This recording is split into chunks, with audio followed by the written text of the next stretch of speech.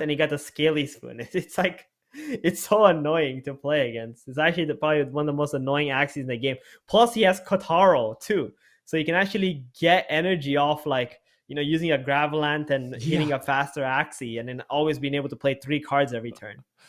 Yeah, having that little bit of energy manipulation in the 1v1 is absolutely huge. It drives me crazy now to play the 1v1 without any kind of steal or energy gain or anything, because it feels like your options are so limited unless you really play for the late game and set yourself up to have that card and energy advantage when you really need it. But easier said than done in a lot of these situations. Maybe something else worth throwing out there as well in terms of the rule set. In between games within the series, it's supposed to be a maximum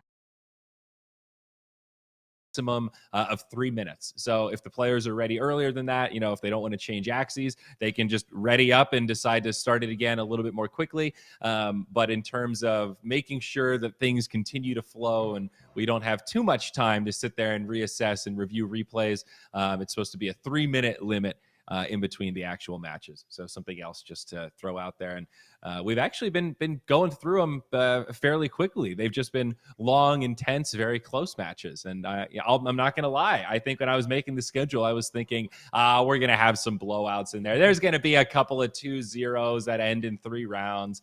And that just hasn't happened yet. I might have misread it. I might have misjudged us, which is good. I'm glad we're seeing things at a nice competitive level here. I love the flow of this event so far. It's just like game after game after game, and you got everybody, on time, ready, preparing. Like we have just enough time to talk about, the players and what they might be playing or, who they are. Like if this is the future, it's amazing. Like especially coming from Dota 2, like from going from one game to the next game, sometimes it'll take an hour, right? And then you have like nothing to do in between. Yeah, and we are going to have an icebreaker game coming up after this as well. We're going to kind of pepper those in at different points in the bracket. So we'll have these sprints of matches, and then we'll have some like little content pieces to break things up a bit. So still a lot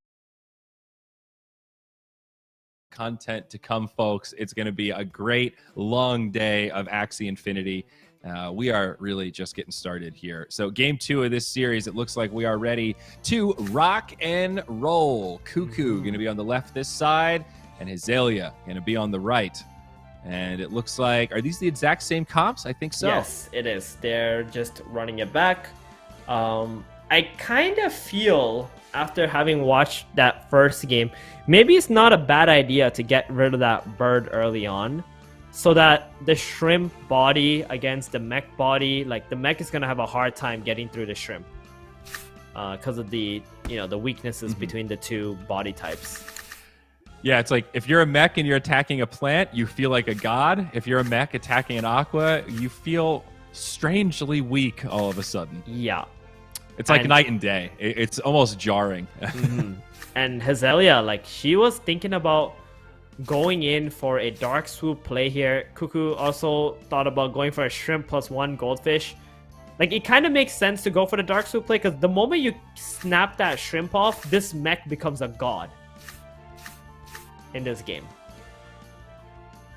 All right, a lot of cards being played here. Looks like we'll have the bird. Okay, egg and then cleanse. So no aroma quite yet.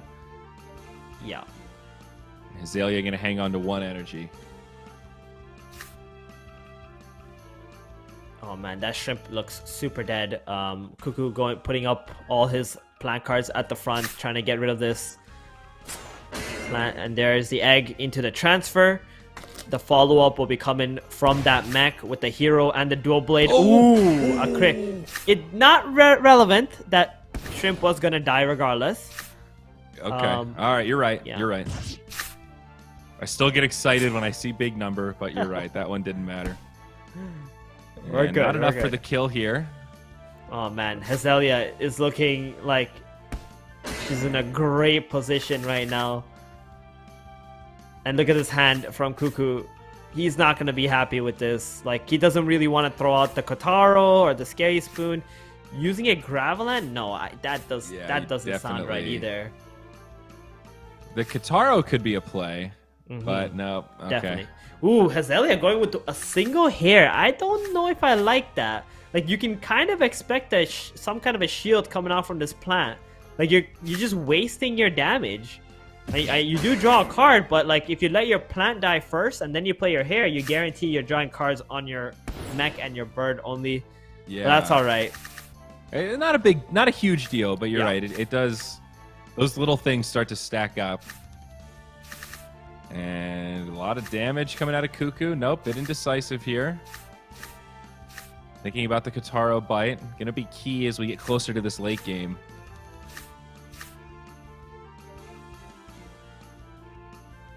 It looks like Hazelia wants to kill off this plant right now, which would actually be in the zone. Yeah. I like the positioning here. Cover your hair with your face with your hair so that Cuckoo can't see. You know, it's like a built-in poker face. Yep. Yeah, she's got the next level strats here. It's true though. Like when you're on LAN and you're in a game like this where you can see your opponent, like you're gonna be looking at them, right? You're gonna be trying to read like what's going on in their head. Maybe you can try to think about like what they might have. Ooh, guess that crit too. Oh, another crit! Oh my goodness, Hazelia is just blessed by G-holes today. Must be. And now the 2v1, another similar situation where Hazelia sort of feels like she's got the advantage, but low HP on these axes. She obviously does have the speed advantage, which is big. And 4 energy compared to Cuckoo's 3.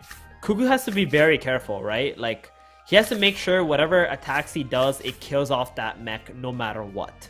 Because if that mech goes too low and gets the Axie Kisses off, like, you will die. So he's going to go with the 3-card play here. Use the Kotaro first. Guarantees that he'll get the energy no matter what. Hazelia actually going for the Pigeon Post and the egg. Gonna get the bird sacked off. Okay. So that could have been very dangerous. Like, if Cuckoo actually had 2 Scaly Spoons there, Hazelia's bird would have died and the mech would have died too. So here we go. Is this it? Does she have the damage? Okay, so I think what I would do is go with the hair, then the 2 Axie Kisses, and the dual blade after, so that you get just low enough to be able to... Okay, just like last time, but you hope you hit the threshold. And here she's thinking, I learned my lesson. I'm just going all damage. I just realized there's only like 340 health on Cuckoo. Yeah, this is just dead. This is just the dead. math is there, right? Yeah, she's this is just straight super up dead. Yeah, you don't even need the Axie Kiss here. That's just a super dead reptile. Woo! She either knows she has it and she's taunting right now, knows. or she's like, I'm doing math and I'm so scared to somehow lose this. Yeah. She knows, but she's like, is there something? Like, maybe she's just so excited, like, oh, I'm gonna beat him, at least a game here. Cuckoo's like, no, He's not like shaking his head. He's like, this is it. All right, there you go, Hazelia. She does take game 2, as it turns out in this series. After a draw in the first match, she's now going to lead 1-0. And look at that, stone cold, dude. Stone cold. Some smiles, but it mostly looks like a face of relief. And Cuckoo here clearly tilted. Lucky that tab